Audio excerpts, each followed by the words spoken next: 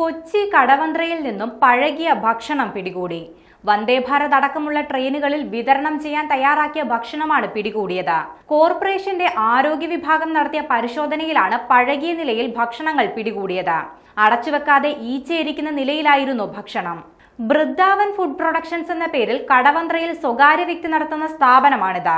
വന്ദേഭാരതിന്റെ sticker പതിച്ച ഭക്ഷണപ്പൊതികളും ഇവിടെ നിന്നും കണ്ടെത്തിയിട്ടുണ്ട്. യാതൊരു മാനദണ്ഡങ്ങളും പാലിക്കാതെയാണ് സ്ഥാപനം പ്രവർത്തിക്കുന്നതെന്ന് ആരോഗ്യ വിഭാഗം ഉദ്യോഗസ്ഥർ മാധ്യമങ്ങളോട് പ്രതികരിച്ചു.